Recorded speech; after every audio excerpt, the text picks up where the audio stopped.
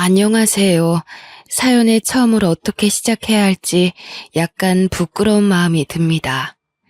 저는 경기도 하남시에서 라이브 카페를 운영하고 있는 50대 여자입니다. 젊었을 때부터 학생의 낭만이라는 통기타를 좋아해서 아주 일찌감치 라이브 카페에서 노래를 부르는 아르바이트를 하고 있었습니다. 제 목소리가 아주 꾀꼬리 같다면서 저의 노래를 들으러 오는 손님들이 꽤 많았습니다. 제 자랑같이 들리시겠지만 음반을 내자고 하시는 제작자들도 가끔 와서 제 노래를 즐기다가 가셨죠. 저도 가수가 꿈이긴 했지만 그 당시에 계약금을 가지고 사기를 치는 사람들도 많았고 워낙 한 곡만 내고 빚만 떠안고 사라지는 가수들이 많았던지라 감히 제가 가수가 되려고 죽기 살기로 아등바등 살거나 그러진 않았습니다. 아르바이트를 하는 내내 저에게 홀딱 반해 쫓아다니는 남자들도 여럿 있었습니다. 하지만 사장님 내외분께서 저를 참 예뻐해 주셨던 터라 그런 사람들은 다 쫓아내버렸죠. 그럼에도 불구하고 딱 한 사람, 저를 멀리서 계속 지켜만 보고 신청곡을 통해 마음을 넌지시 전하는 남자. 그 남자만큼은 쫓아내지 않으시더라고요.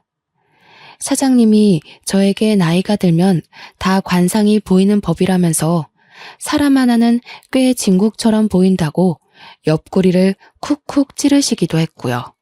저는 적극적이진 않지만 꾸준히 저에게 감정을 내비치는 남자와 연애를 시작하게 되었습니다. 저에게 매번 사랑의 노래를 불러달라고 했고 저는 그 마음에 보답이라도 하듯 노래를 불러주었습니다.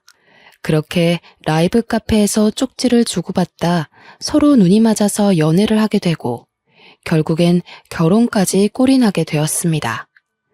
남편은 노래를 부르는 제 모습이 너무나도 사랑스럽다면서 결혼 이후에도 저에게 라이브 카페 일을 그만두지 말라고 했습니다. 물론 시댁에서는 무척이나 싫어하셨죠. 딴따라도 아니고 고작 라이브 카페에서 술이나 팔면서 노래를 부르는 술집 여자라고 저를 하등 생물인 것 마냥 취급하셨습니다. 이러려고 남편을 대학 보낸 게 아니라고 하면서 상견례 자리에서는 통곡을 하셨습니다. 저희 부모님께서는 이 결혼 절대 반대할 거라고 하셨지만 남편의 적극적인 모습에 결국 두 손 두 발 다 드셨습니다. 남편에게 네 팔자 네가 꼰 거라고 욕하셨지만 저는 든든한 남편만 있으면 다 괜찮다고 생각했어요. 저와 남편의 신혼생활은 그렇게 낭만적이지만은 않았습니다. 시댁에서는 늘 저를 무시하셨고 대기업에 다니는 시동생과 비교를 하셨어요. 남편은 중소기업에서 하청 담당 업무를 보고 있었는데 월급이 시동생과 꽤 많이 차이가 났거든요. 하지만 남편은 본인 회사에 대한 자부심이 있었고 저는 그걸 존중해 줬어요. 시댁에서만 내내 잔소리를 하셨죠. 아니, 우리 아들이 버는 돈이 쥐꼬리 같으면 며느리라도 대기업 다니고 하면 얼마나 좋아? 어디 노래나 부르고 웃음이나 파는 여자를 데리고 와서는 좋다고 둘이 난리를 치는데 내가 정말 속이 터져 죽겠어. 시어머니께서 친구분과 통화를 하는 걸 보고 저는 속이 참 많이 상했습니다. 제가 좋아서 노래를 부르는 일을 하는 건데 고작 웃음이나 파는 여자 취급을 당하니 자존감도 많이 떨어지더라고요. 그래도 그 와중에 예쁨을 받겠다고 명절이고 행사고 빠지지 않고 참석해서 굳은 일도 다 했는데 결국 돌아오는 건 비난과 혼란이었습니다. 결혼한 지 5년 정도 흘렀을 때 갑자기 라이브 카페 사장님 내외분께서 가게를 정리하고 귀농을 하고 싶다는 말을 하셨어요. 그런 언질조차 받지 못했었는데 정말 하루아침에 정리를 하겠다고 하시니 너무나도 당황스러웠습니다. 그럼 라이브 카페를 아예 정리하시는 거예요? 그래서 말인데 미선 씨가 인수해서 운영하는 건 어때? 제가요? 우리 카페 단골 손님들이야. 전부 미선 씨 노래 들으려고 오는 손님들이고 알잖아. 우리 카페 단골 손님들 매출이 얼마나 대단한지. 어차피 이 자리에서 할 수 있는 게 라이브 카페뿐일 텐데 미선 씨가 맡아서 하면 좋지. 저는 남편과 오랜 시간 상의를 거쳤고 결국 라이브 카페를 인수하기로 결정했습니다.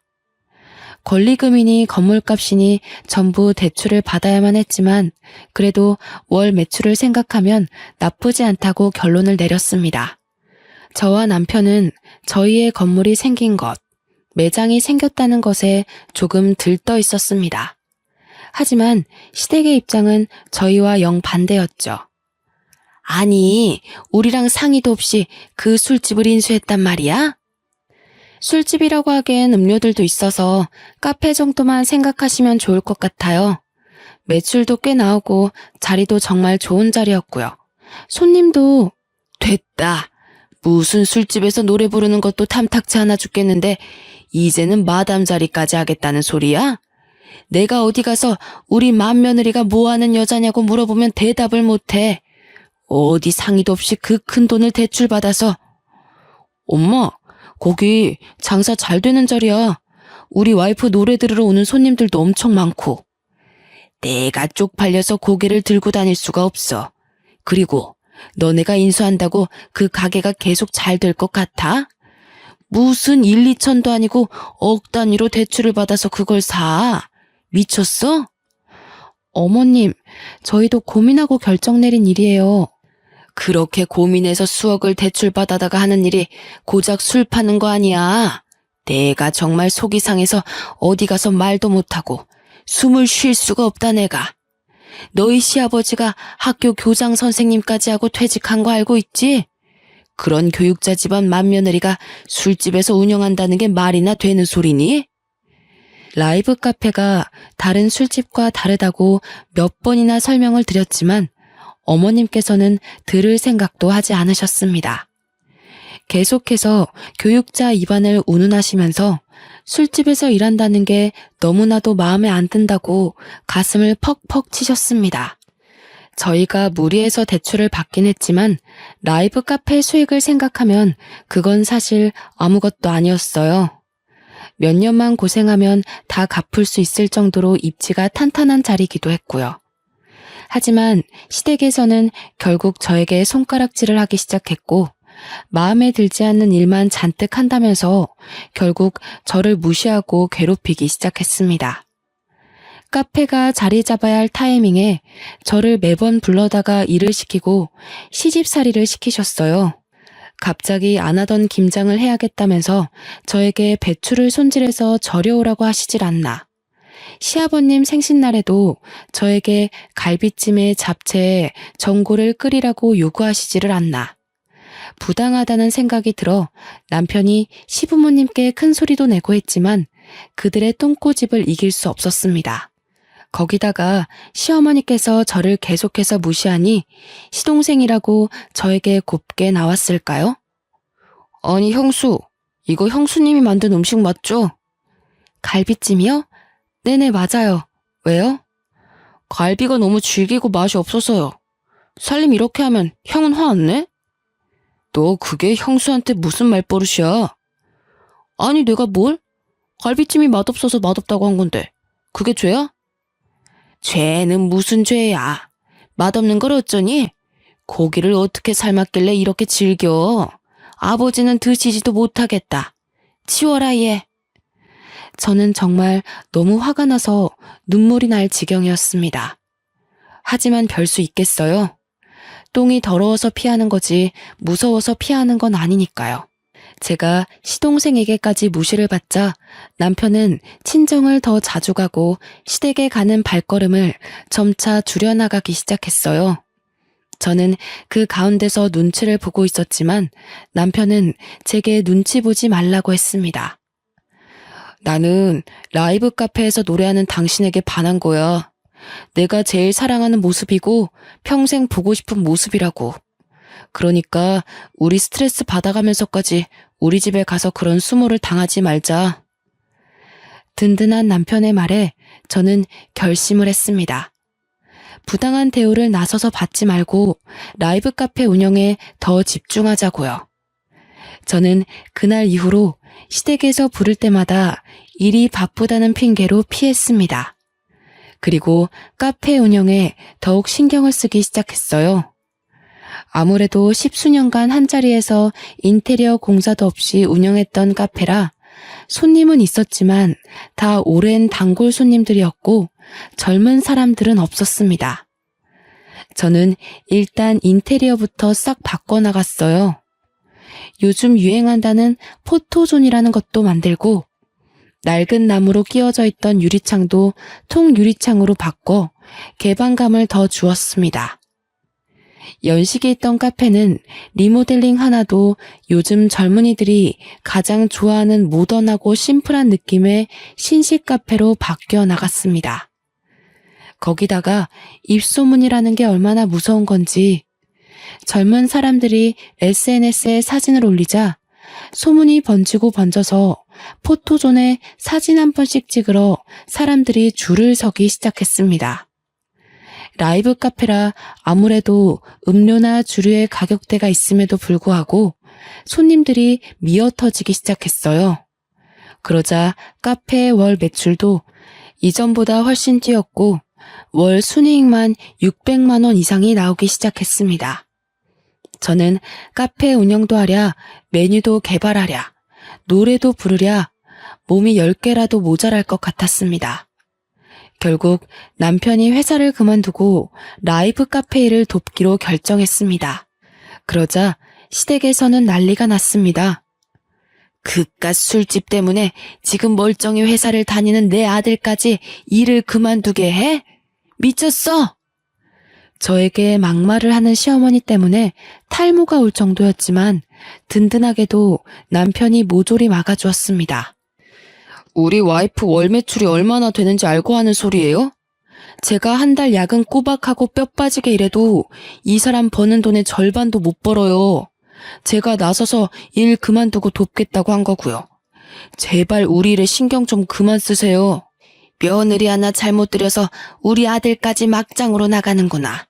이래서 립스틱 실뻘건 거 바르고 다니는 애들이랑은 어울리지도 못하게 했어야 했는데 아이고 이제 우리 둘째 장가 간다고 상견례 하자는데 첫째 내가 술집 한다고 내가 어찌 말을 하겠니?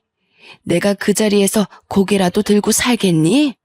그럼 상견례에 저희는 안 갈게요. 그럼 됐죠? 남편은 화를 내면서 동생의 상견례 자리에 불참하겠다고 선언했습니다. 시어머니께서는 그래 차라리 잘 됐다며 되려 소리를 치셨지만 남편은 굴하지 않았습니다. 진짜 안 갈 거냐고 물어보니 사과하기 전에는 죽어도 안 가겠다고 하더라고요. 상견례 날짜가 다가오자 시아버지께서 저에게 전화를 하셨습니다. 아무리 그래도 형이 상견례에 안 온다고 하면 가족 간에 불화가 있어 보이지 않겠냐? 너희가 고집 그만 꺾고 얌전히 참석하고 입 조심하다 가거라. 아무리 싫다고 해도 남편의 가족이다 보니 저는 눈치가 좀 보이더라고요. 결국 남편을 설득해서 상견례 자리에 참석하게 되었습니다. 상견례 자리에서 시어머니는 얼굴에 웃음꽃이 아주 활짝 피셨더라고요. 알고 보니 동서될 사람이 유명 대기업에 다니고 있었습니다. 시동생이랑 사내 커플이라고 하더니 그렇게 소원하던 대기업 며느리를 드디어 보시게 된 거예요. 저희는 아무 말도 안 하고 자리만 지키고 있었는데도 불구하고 예비 동서가 저를 보는 눈빛이 영 이상하더라고요. 상견례 자리에서 어떻게 밥을 먹었는지 잘 기억도 나지 않는 채로 돌아왔고 다음날 가게를 오픈하러 나갔는데 가게 앞에서 예비 동서와 시어머니께서 기다리고 있더라고요. 저는 깜짝 놀라서 가게 문을 열고 안으로 두 분을 모셨습니다. 아니, 누가 술 장사하는 거 아니랄까봐 가게 문을 이렇게 늦게 여니? 평일에는 오전 11시나 되어야 가게 문을 열었거든요. 아무래도 오전에는 커피를 주문하는 사람들이 대부분이고 커피값이 다른 카페에 비하면 많이 비싼 편이라 그마저도 오전엔 손님이 없었어요. 오후 4시 이후부터 장사가 잘 되는 편이었습니다. 하지만 이런 사정을 모르는 시어머니와 예비 동서는 저희 가게를 깎아내리기에 바빴습니다. 이렇게 장사가 안 돼서야 원. 인테리어도 허여멀건해가지고 이게 뭐냐? 이래서 우리 아들 대출 빚이나 다 갚을런지 내가 답답해서 원. 그러게요, 어머님. 이래서 평범하게 회사 다니는 게 제일 좋은 거라니까요. 맞다, 맞아. 그것도 대기업 다니는 게 최고지. 내가 그래서 우리 둘째네는 걱정이 없어요. 근데 어머님 말씀대로 인테리어가 좀 촌티나네요. 요즘은 이런 북유럽 스타일로 잘 안 하는데. 우리 둘째 며느리가 조금 일찍 왔으면 그런 것도 다 조언해주고 좋았을 텐데. 저 가방끈 짧은 애가 뭘 알겠어. 저는 너무나도 화가 났지만 꾹 참아야 했습니다. 예비 동서와 시어머니의 짝짝꿍이 얼마나 잘 맞던지 저는 완전 꽂아놓은 보리자루 취급이었습니다.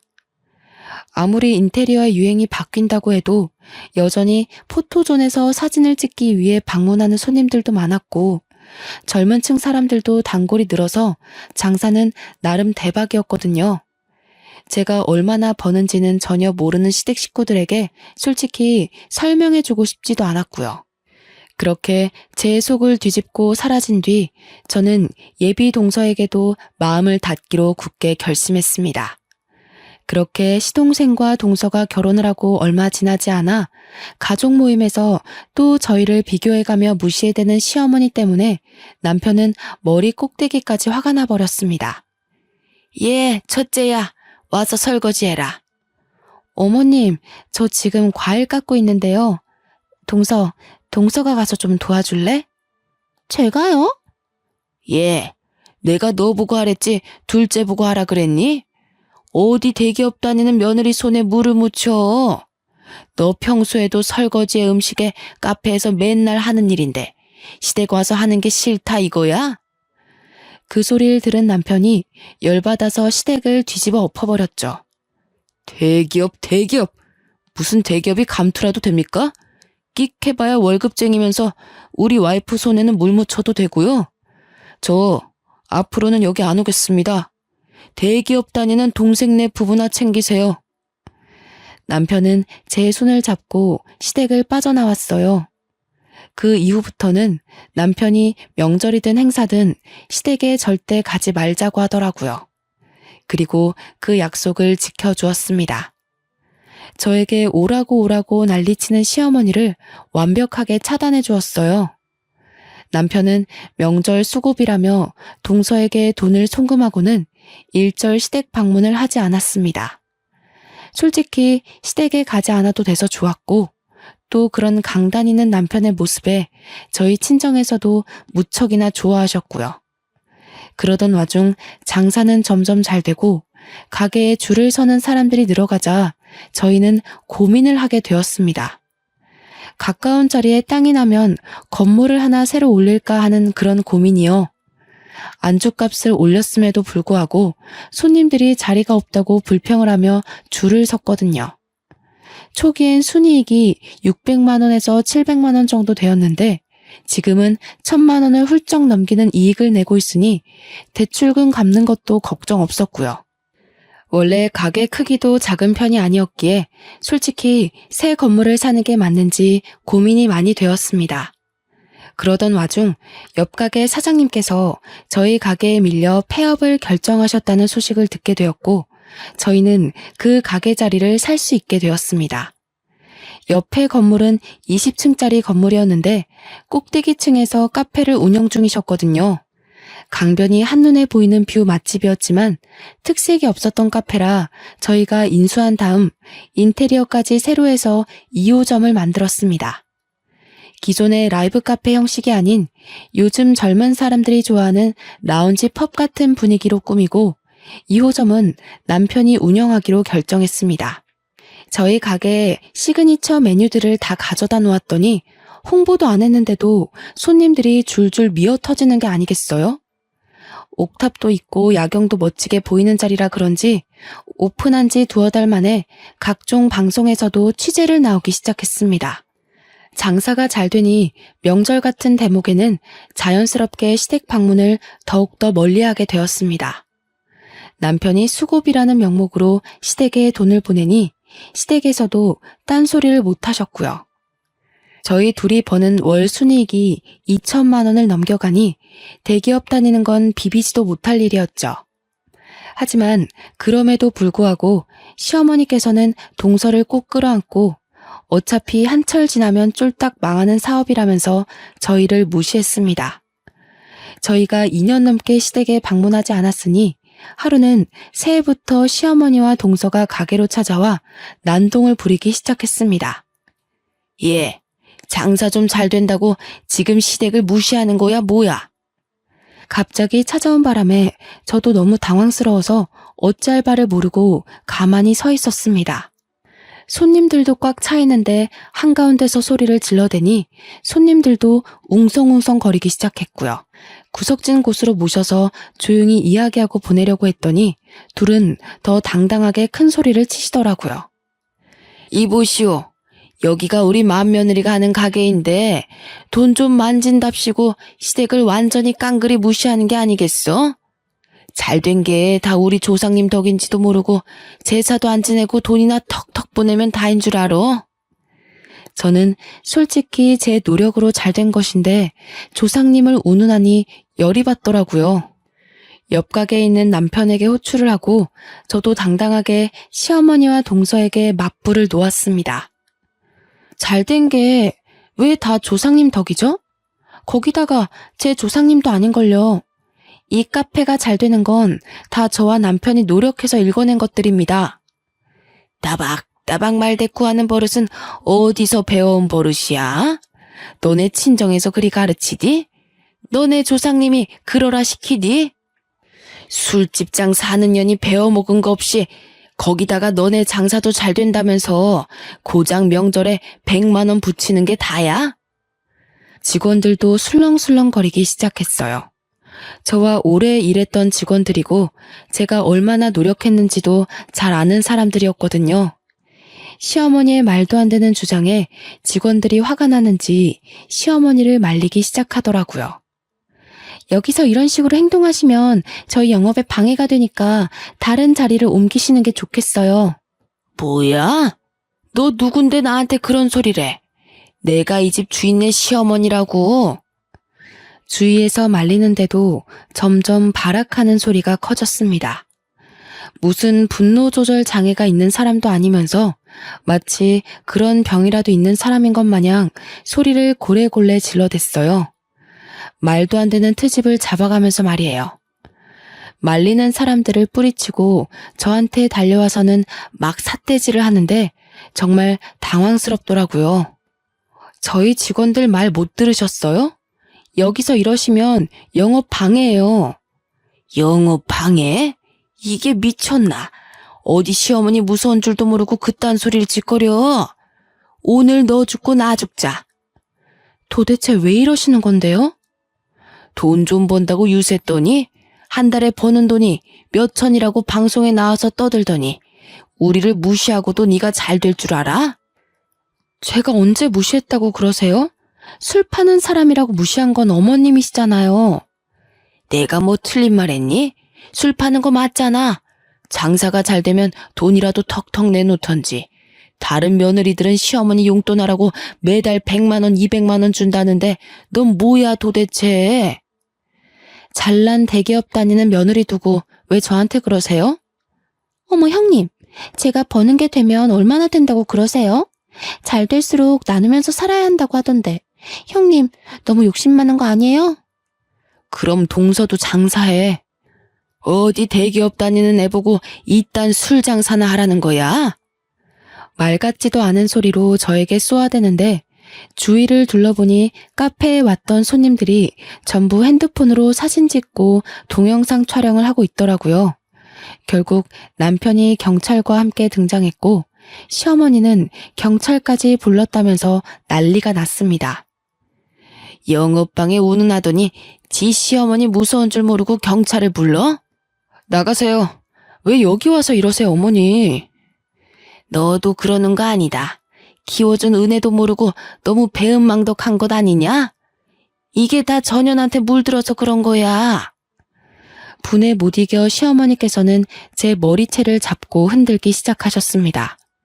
경찰이 놀라서 시어머니를 제게서 떼어놓으려고 했고 저는 머리채가 잡힌 채로 이리저리 끌려다녔습니다.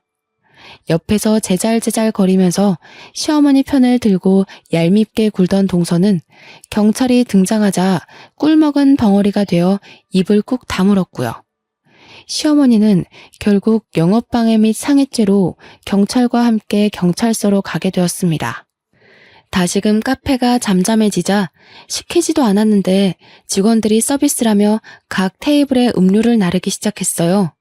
그러자 손님들께서도 해프닝이라고 여기시더라고요. 저에게 다가와서 동영상 다 찍어두었다면서 증거가 필요하시면 보내드리겠다고 했어요. 남편은 그런 손님들에게 증거 영상을 다 받아다 두었습니다. 남편과 함께 경찰서로 가니 동서와 시어머니께서 조서를 쓰고 있더라고요. 제가 도착하자 저를 있는 힘껏 째려보시는데 정말 무슨 소리를 해야 할지 모르겠더라고요. 경찰이 저에게 조서를 써야 한다고 해서 옆자리에 앉았더니 저를 향해 비난을 퍼붓기 시작했습니다. 영업방해는 무슨 얼어 죽을 영업방해야? 내가 시어머니가 되어서 그 정도 말도 못해? 그리고 경찰관님, 쟤네들이 한 달에 버는 돈이 얼만지 아시오? 돈을 벌면 어른한테 갖다 바쳐야지. 지들끼리 잘 먹고 잘 사는데 이건 노인학대 아니야? 자꾸 이러시면 가게에 찾아와서 난동 부린 거 전부 소송하겠습니다. 뭐가 어쩌고 어째? 아주버님, 서운하게 뭘 그렇게까지 말씀을 하세요. 그저 가족끼리 서로 돕고 살면 좋은 거죠. 가족끼리 신고하고 얼굴 붉혀서 뭐 하겠어요? 안 그래요, 형님? 아이고, 며느리 하나 잘못 들였다가 결국 이사달이 나네. 내가 다 늙어서 이런 수모를 당하면서 살아야 하나. 시어머니의 저런 행동에 남편은 또 얼마나 속이 상할까 싶더라고요. 저는 결국 법적 조치를 원하지 않는다고 말을 했어요. 남편은 이참에 본때를 보여줘야 하는 거 아니냐고 했지만 동서 말대로 가족끼리 얼굴 붉혀서 뭐 하겠나 싶었고요. 경찰 또한 저보고 좀 참으면 어떻겠냐고 설득을 하더라고요. 솔직히 남들 볼 때 얼마나 콩가루 집안으로 보이겠습니까? 저도 일이 커지는 게 귀찮고 싫어서 그냥 합의하겠다고 하고는 경찰서 밖으로 나왔습니다. 남편은 그래도 분이 풀리지 않았는지 씩씩대더니 시어머니를 향해 소리를 치더라고요. 앞으로는 명절이고 행사고 죄송해서 드렸던 용돈도 드리지 않을 겁니다. 가게에 한 번만 더 찾아오시면 그때는 가족이고 뭐고 다 필요 없어요. 영업방해로 고소하고 합의도 안 할 겁니다. 시어머니께서는 목덜미를 잡고 넘어가는 신용을 했지만 남편은 뒤도 돌아보지 않고 경찰서를 나오더라고요. 그러면서 제 손을 꼭 잡고는 참고 넘어가줘서 고맙다고 했어요. 남편의 속이 얼마나 시커멓게 탔을지.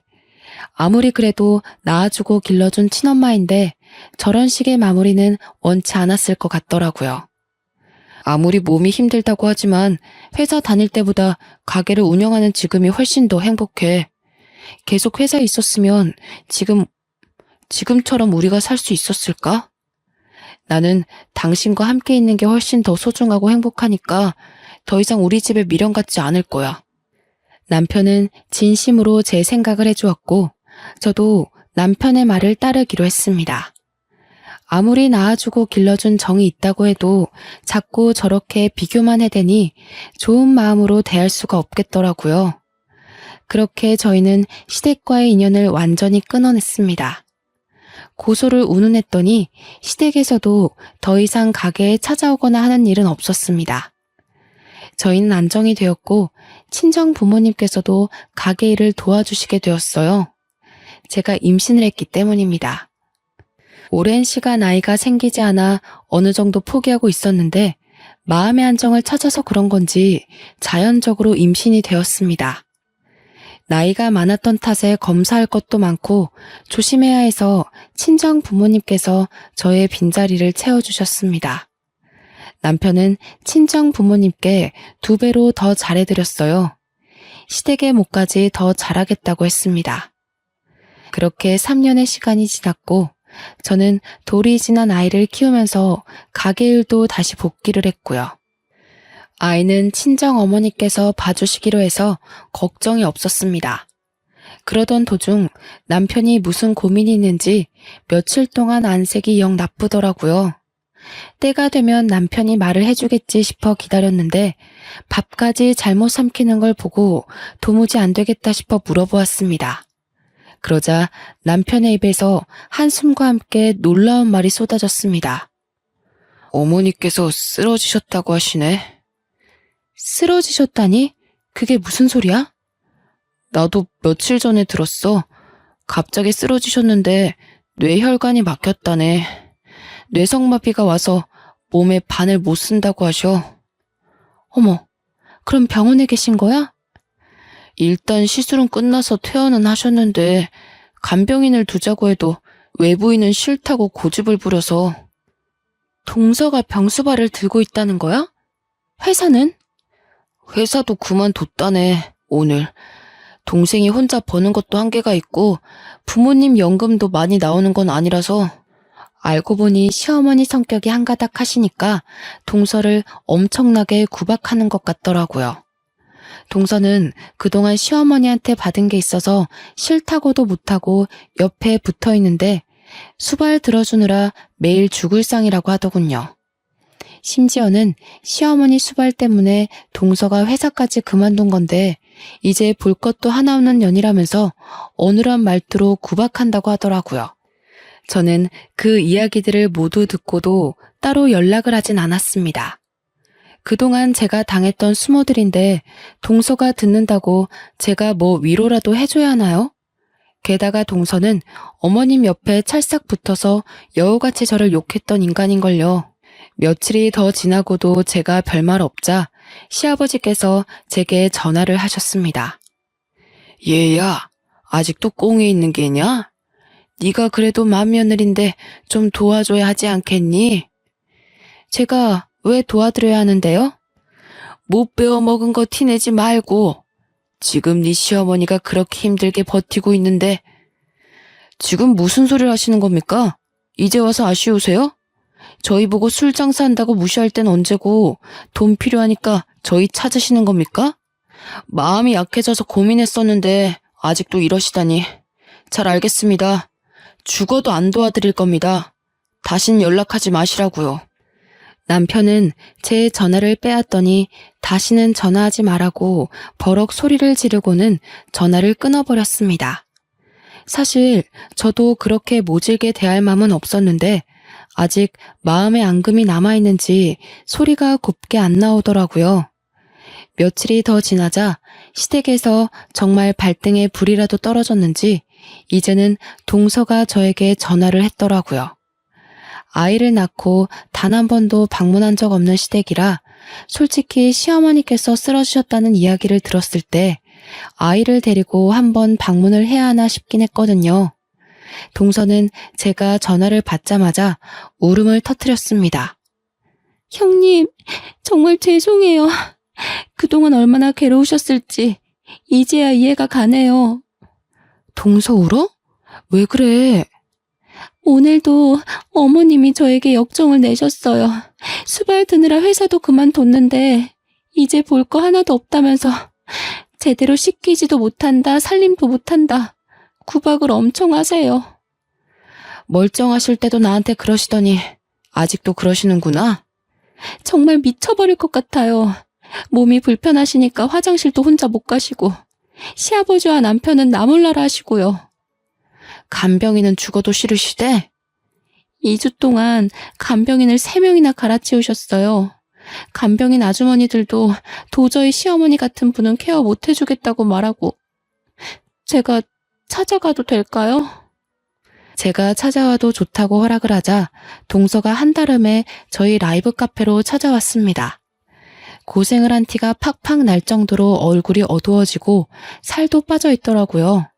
그러더니 저를 보고 무릎을 꿇고 눈물을 흘리기 시작했습니다. 그 며칠 같이 살았는데 도무지 전 못 버티겠어요. 이런 수모를 어떻게 10년이 넘도록 참으면서 지내셨어요? 정말 대단하다는 말밖에 안 나옵니다. 제가 그동안 너무 버릇없이 굴었죠. 정말 죄송해요. 빈말이 아니라 진짜 진심으로 사과할게요. 시아버지께서도 도저히 같이 못 살겠다고 하셔요. 시어머니께서 어느 정도로 트집을 잡으시냐면 이불 빨래를 했는데 세탁 세제 냄새가 마음에 안 드신다고 가위로 이불에 구멍을 내셨어요. 솜털은 다 빠져서 날아다니고 시아버지가 호통을 치시면 갑자기 소리를 막 지르시면서 자기가 반 병신 됐다고 무시하냐고 하시고요. 저보고 볼 거라곤 대기업 명함밖에 없는데 이제 어쩌냐고 트집을 잡고. 같이 이야기를 듣던 남편이 한숨을 푹푹 내쉬는데 그때마다 미련이 뚝뚝 떨어지는 것 같더라고요. 하지만 남편은 제게 효도를 강요한 적이 단 한 번도 없었습니다. 거기다가 시댁에 방문하자고 말을 꺼낸 적도 없었고요. 여기서 칼을 쥔 건 저라고 생각했습니다. 그래서 결국 제가 먼저 입을 열었어요. 동서, 내가 도와줄게. 여보! 솔직히 그동안 시어머니와 동서가 나한테 했던 행동들이나 말이나 나한테 너무나도 상처였기 때문에 도와주고 싶지 않았어. 그래도 내 남편이 나에게 얼마나 지극정성으로 잘했었는지 알고 있기 때문에 내 남편의 엄마라서 도와줘야겠다고 하는 거야. 결코 동서를 용서하거나 동서를 좋아해서 하는 일은 아니야. 감사합니다. 감사해요, 형님. 남편도 제 손을 꼭 잡아주었습니다. 저는 바로 행동으로 옮기기 시작했어요. 좋든 싫든 시어머니를 요양원으로 옮기기로 결정했습니다. 남편과 동서와 함께 좋다는 요양원을 다 둘러보기 시작했고 서울에서 거리가 멀지 않고 시설이 최신식으로 리모델링 되어 있는 곳으로 결정했습니다. 요양원 가격이 비싸긴 했지만 저희 경제 수준에 부담이 될 정도는 아니었습니다. 동서도 이렇게 좋은 곳이라면 어머님께서도 편하게 지낼 수 있을 거라고 동의했고요. 시부모님을 찾아뵙는 건 솔직히 내키지 않았지만 그래도 이야기는 전해야 할 것 같아서 아이를 데리고 시댁에 방문했습니다. 시아버지께서는 아이를 보고 내심 좋아하시더라고요. 그리고 아버님께만 솔직하게 요양원을 계약하고 왔다고 이야기를 했습니다. 그래, 고맙다. 지금이라도 이렇게 마음 바꿔서 해준다니 고맙구나. 그동안 저희에게 뱉은 말들이 있어서 그런지 더 말은 못하시고 고맙다고만 하시더라고요. 결국 시어머니는 요양원으로 이송되었고 저희는 매달 자동이체를 하고 있었습니다. 그 이후에도 시아버지께서 아이가 보고 싶다는 의사를 넌지시 밝히셨지만 솔직히 저는 내키지 않아서 가보진 않았습니다. 그런데 한 3개월쯤 지났을까? 동서에게서 연락이 오더라고요. 형님, 큰일 났어요. 요양원에서 어머님 모셔가라고 연락이 왔어요. 그게 무슨 소리야? 요양원에 무슨 일 있대? 글쎄, 요양보호사 머리채를 쥐어 뜯으셨대요. 요양보호사가 어머님 씻기다가 손톱 때문에 등이 살짝 긁혔는데 자기를 무시하는 행동이라면서 노인학대가 어쩌고 저쩌고 하면서. 요양보호사 머리채를 잡아서 쫓겨난다는 이야기지? 네, 이번 주 내로 당장 비워달라고. 지금 요양보호사들 전부 어머님 방에 들어가기 싫다고 하신대요. 관리가 안 되어도 너무 안 된다고 당장 모셔가라고. 어떡하죠? 남편과 저는 하는 수 없이 동선회로 가서 대책을 강구했습니다. 결국 두 번째 후보로 두었던 다른 요양원에 급하게 연락을 했고 마침 자리가 있다고 하여 그쪽으로 옮기게 되었습니다. 하지만 한 달이 좀 지났을까? 두 번째 요양원에서도 같은 이유로 어머님의 퇴소를 요청해왔습니다. 김말자 할머님, 몸도 불편하시고 정신도 힘드신 거 다 알죠. 하지만 너무 갑질이 심하세요. 보호사들한테도 2년 전년 하는 것도 모자라서 내는 돈이 얼만데 밥을 이따위로 주냐고. 우리 영양사 선생님 얼굴에 국그릇을 집어던져서 지금 선생님들이 환자분 고소할 거라고 난리 났다고요. 저희는 결국 세 번째로 요양원으로 옮기기로 했습니다. 이번에는 제가 직접 시어머니를 찾아갔습니다. 가족들끼리 말은 맞춰놓았지만 세 번째로 옮길 시설은 정말 노후되고 평도 좋지 않은 요양원으로 일부러 골랐습니다. 내 이럴 줄 알았어. 지금 이따 요양원으로 나를 버리고 가려고? 그러길래 좋은 곳으로 보내드렸을 때 참고 지내지 그러셨어요. 해도 너무한 것 아니냐? 너희들 모두 한마음 한뜻으로 나를 버리려고 그러는 거지? 며느리들이 시어머니 수발 드는 게 그리도 싫은 게야? 시어머니께서는 가족이 아닌 다른 사람들이 돌보는 것 자체를 버렸다고 표현하셨습니다. 이왕이면 좋은 곳에서 자격증 있는 사람들이 전문적으로 돌봐드리는 게 어머님 케어에 큰 도움이 될 거라고 생각했는데 오히려 어머님은 수발은 가족이 직접 들어야 한다고 생각하셨던 거예요. 저는 정말 기가 막히고 코가 막힐 지경이었습니다. 고작 그런 이유로 동서를 괴롭히고 요양원에서 난동을 부렸다는 사실 때문에 말이죠. 3살밖에 안 된 저희 애기도 이런 생각은 하지 않을 것 같았습니다. 애도 아니고 고작 남의 손이 탄다는 이유로 버리니 뭐니 짜증이 나더라고요. 그러길래 어머님, 처음에 술집 여자라고 절 무시하더니 결국 이런 꼴이 되셨잖아요. 제가 대놓고 비아냥거리자 동서가 흠칫 놀라더라고요. 시어머니께서는 얼굴이 시뻘겋게 달아올라 저에게 삿대질을 하셨지만 몸이 불편하셔서 그런지 말은 제대로 못하시는 듯 했습니다. 제 돈으로 처음에 그런 비싼 요양원 넣어드린 거였어요. 그런데 거기도 싫다, 2번째도 싫다. 좋은 곳으로 보내드렸더니 전부 싫다 하셔서 결국 이렇게 후진 곳으로 올 수밖에 없었네요. 그쵸? 이런 못돼 먹은 년이.